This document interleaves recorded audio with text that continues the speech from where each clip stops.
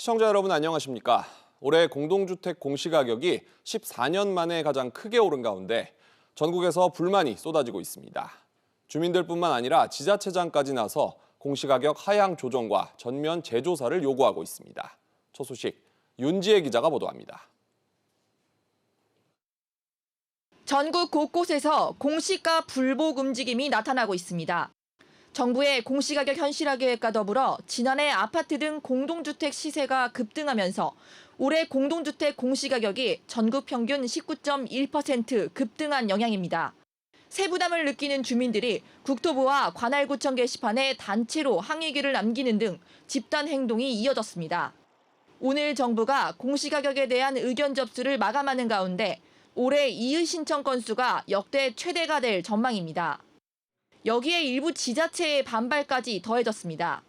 원희룡 제주도지사와 조은희 서울 서초구청장은 공동 기자회견을 열고 전면 재조사를 촉구했습니다. 현장 조사 없는 부실한 공시가격 산정을 즉각 중단하고 전면 재조사할 것을 요청합니다. 한편 정부는 올해 처음으로 전국 공동주택 1,420만여 가구에 대한 공시가격 산정 근거를 공개하기로 했습니다. SBS 비즈 윤지혜입니다. 보신 것처럼 공시가격을 둘러싸고 논란이 한창입니다. 어떤 배경에서인지 윤지혜 기자와 자세히 알아봅니다. 윤 기자, 이렇게 주택 소유주들 반발이 거센 이유가 뭡니까? 네, 일단 세금 문제를 예로 들 수 있겠습니다. 이 공시가격은 재산세와 종합부동산세 등 부동산 관련 세금 부과 외에도 건강보험료 등 산정의 근거로 활용이 되고 있죠. 네. 자연스럽게 공시가격 인상에 따른 세금 부담이 증가할 수밖에 없습니다. 특히 고가 아파트가 많아서 종부세 증가가 예상되는 서울, 강남 입주민들의 반발이 거센 이유라고 볼 수 있겠습니다. 그런데 올해에는 강남뿐 아니라 강북, 지방에서도 공시가격 급등에 따른 반발이 큰 상황이었습니다.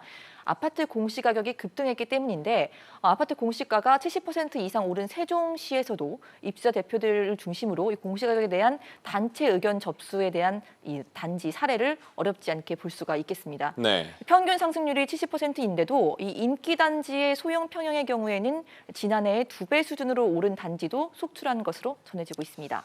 같은 조건인데도 공시가격이 다른 이른바 고무줄 공시가 사례도 쏟아지고 있다는데 구체적으로 어떤 내용입니까? 네, 말씀하신 것처럼 아파트 단지 같은 층, 같은 면적에 거주를 하고 있지만 두 가구의 공시가격이 다르게 산정이 된 겁니다. 네. 제주도 측 발표에 따르면 같은 아파트 단지에서 공시가격 상승률 격차가 최대 30%까지 벌어지는 사례도 있었습니다.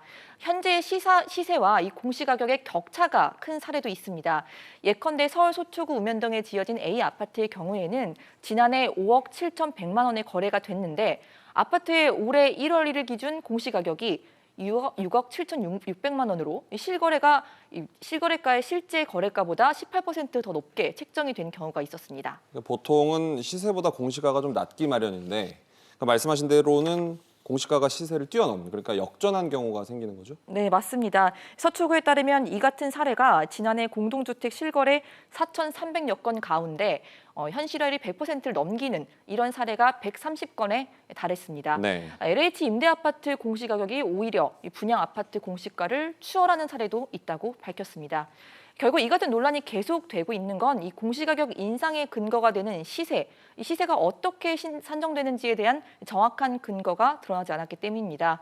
이와 관련해 국토교통부는 인근 아파트 실거래가 등을 종합적으로 참작을 해서 산정했다고 밝히긴 했는데 어디를 어떻게 참조했는지는 구체적으로 밝히지 않고 있습니다. 네. 때문에 일부에서는 이 공동주택 공시가격을 전문 평가 기관의 검증 없이는 이 정부가 정하는 데 한계가 있다는 지적도 있습니다. 한마디로 이 제3자 검증 절차를 도입해야 한다는 의견도 함께 나오고 있는 상황입니다. 지금 반발 움직임에 불이 붙은 것 같고 또 다른 지자체들 움직임도 좀 봐야 될 것 같군요. 잘 들었습니다.